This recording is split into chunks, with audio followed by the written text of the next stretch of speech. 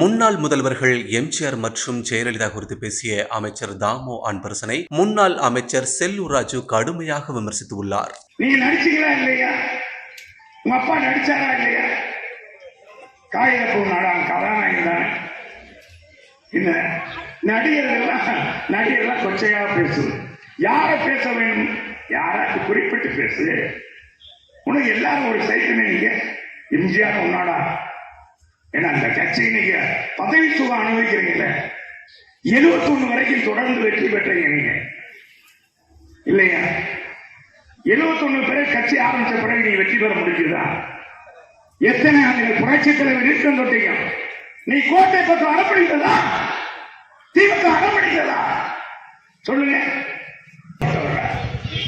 உடனே செருப்பு வழங்கணும்னு சொன்னார். நான் கேட்கிறேன் உனக்கு அறிவு இருக்கா? நீ எப்படி அமைச்சர் வந்த? நீ எப்படி தொழிற்சங்கத்துடைய செயலாளர்?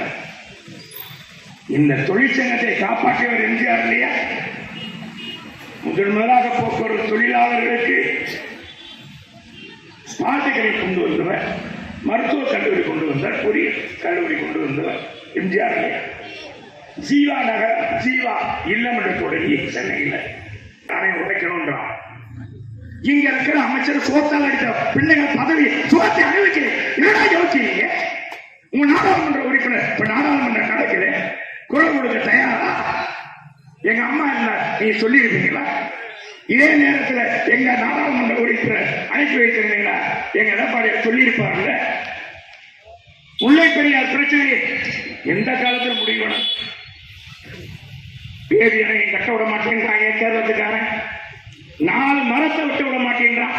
நீ என்ன இன்னைக்கு போய் பேசுற? முதலமைச்சர் பேசுற? நீ என்னடா சாதிச்சீங்க? செய்திகளை உள்ளது உள்ளபடி தெரிந்து கொள்ள ரெஃப்ளெக்ட் நியூஸை சப்ஸ்கிரைப் பண்ணுங்க.